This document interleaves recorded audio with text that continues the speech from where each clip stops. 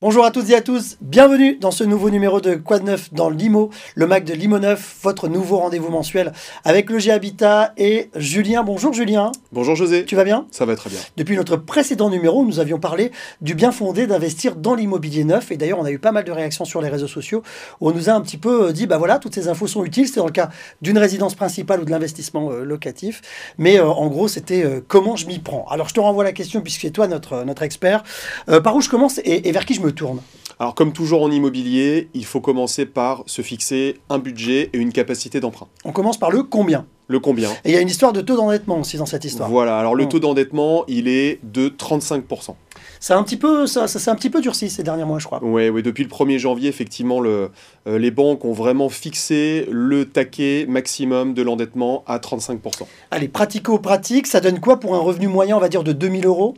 Alors, si on prend un couple qui gagne chacun 2000 euros, Okay. donc 4000 euros global pour le foyer, 35% fois 4000 euros, ça donne une mensualité de 1400 euros par mois. Alors, on le voit à l'écran, ça donne un total, une enveloppe globale de 280 000 euros. Oui, c'est ça, 280 000 euros sur une durée de 20 ans au taux du marché actuel. Après, il y a les frais de notaire aussi qu'on va essayer, tant qu'à faire, d'intégrer. Ouais, alors là, ça va dépendre de votre dossier, ça va dépendre aussi de votre conseiller bancaire, mais en règle générale, on peut intégrer les frais de notaire de 2,5% dans son enveloppe. Ouais, sachant que c'est moins élevé aussi que... Ouais, exactement. que Taux dans réduit dans le neuf. Ouais. Alors là, on parle de résidence principale.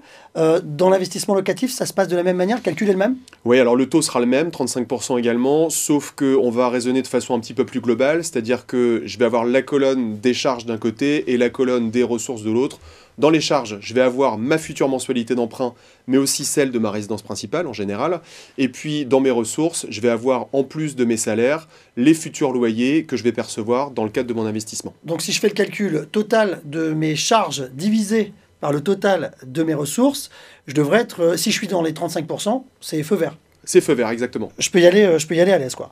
C'est ça. Alors, une fois que j'ai mon budget, je sais à combien je peux prétendre, comment je fais pour m'y retrouver et pour un petit peu trouver le bien de mes rêves. Il faut viser une typologie de biens qui rentre dans le budget sur la commune où l'on recherche. Ok, donc il faut connaître le prix du marché. Il faut connaître le prix du marché. Comment je fais exactement. pour trouver ça? L'idéal, c'est d'aller sur Internet. Sauf qu'Internet, on y trouve à peu près tout et c'est très difficile parfois de s'y retrouver. Ouais, c'est un peu nébuleux, donc il faut faire preuve d'un petit peu de méthode. C'est quoi la méthode, mon cher expert? La première étape, c'est finalement de faire un petit scan global Ok. du marché. Alors ce scan, on va réussir à le faire via des sites d'annonces immobilières généralistes qui vont regrouper la plupart des promoteurs et des programmes de la place.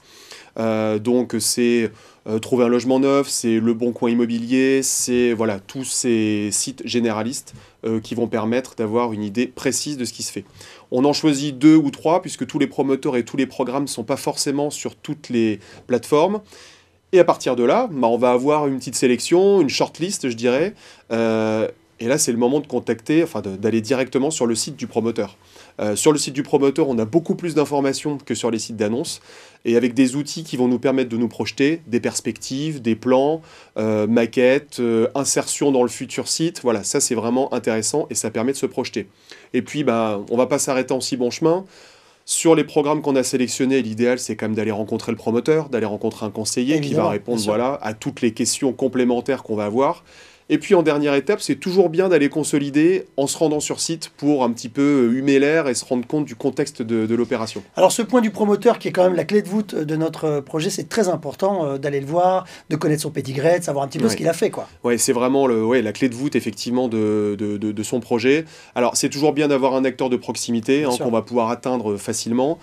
Et puis il faut quand même vérifier sa solidité. Alors sa solidité, ça passe par son expérience, ses références. On lui demande ce qu'il a fait. Voilà, et là encore une fois, on peut aller sur place, on peut aller sur les opérations passées pour se rendre compte de la façon dont ça a vieilli, de la qualité des projets, c'est quand même un bon indicateur. Et puis, quelle est la taille de la structure? Est-ce que demain, si j'ai besoin d'avoir une réponse à une question, par exemple, j'ai un service client. Donc, autant de raisons de se rendre chez le promoteur pour se rendre compte de la qualité de l'interlocuteur. Alors, dans mon étape de sourcing, il y a aussi mon banquier qui peut m'aider à trouver un projet. Oui, effectivement. Si vous avez un bon conseiller bancaire, un bon conseiller en gestion de patrimoine, vous pouvez tout à fait passer par lui pour acheter dans l'immobilier neuf. Bon, j'ai trouvé le secteur. J'ai trouvé le type de bien qui me correspond, que j'aimerais. J'hésite entre 2 programmes à des prix similaires. Comment je m'y retrouve? Comment je fais mon choix? Bah, José, il faut lever le capot, tout simplement. On met les mains dans le cambouis. Voilà, il faut regarder ce qu'il y a à l'intérieur du produit. Ouais. Alors, évidemment, les prestations intérieures vont être le premier élément à regarder. La qualité des matériaux, les menuiseries, les sols, la robinetterie, voilà, tout ça, ce sont des éléments de durabilité. Quand on parle de durabilité, on va parler aussi de l'architecture extérieure, je dirais, du projet, son enveloppe. Est-ce qu'on est sur des beaux matériaux, une belle architecture qui va être séduisante et qui va bien traverser les années? Et puis les parties communes, les circulations, les couloirs, les halls d'entrée, est-ce qu'il y a un soin qui a été apporté à ça? Est-ce que ça va bien vieillir, encore une fois? Quand on parle de parties communes, il y a également les parties extérieures. Est-ce que le projet est bien végétalisé? Est-ce qu'il y a des espaces verts? Est-ce que tout ça est bien paysagé? Et puis on a aussi... un volet important, c'est le volet énergétique aussi. Ouais, j'allais y venir. Ce volet énergétique, il prend de plus en plus d'importance. Et puis on peut le coupler à un volet écologique avec les notions de bas carbone, c'est vraiment d'actualité, et de biodiversité. Je crois qu'il faut y penser aussi pour la question de la revente, c'est autant de valorisation finalement. Voilà, tous ces éléments, quand ils sont cochés, vous permettent d'aborder sereinement, à 10 ou 15 ans, la revente à bon prix. Ouais, de bien capitaliser et d'envisager peut-être la revente. Bon, exactement. Si je synthétise un petit peu tout ce qu'on s'est dit, je commence par évaluer mon budget, savoir à combien je peux prétendre. Je choisis mon emplacement idéal, ma typologie de biens, celle qui me correspond. Le bon promoteur aussi, parce que lui, il est quand même essentiel. Il faut qu'il nous inspire confiance. Et puis, j'évalue un petit peu tous ces critères dont tu nous as parlé, avec ce fameux rapport qualité-prix. J'ai le bon combo là. Si on coche toutes ces cases, en principe, on est sur la bonne voie. Oui. Dans le prochain numéro, on verra un petit peu ce qui se passe une fois que j'ai signé mon bon de réservation, Julien. Exactement, ce qu'on appelle le parcours client. Ouais. Qu'est-ce qui se passe quand je deviens réservataire d'un bien immobilier neuf?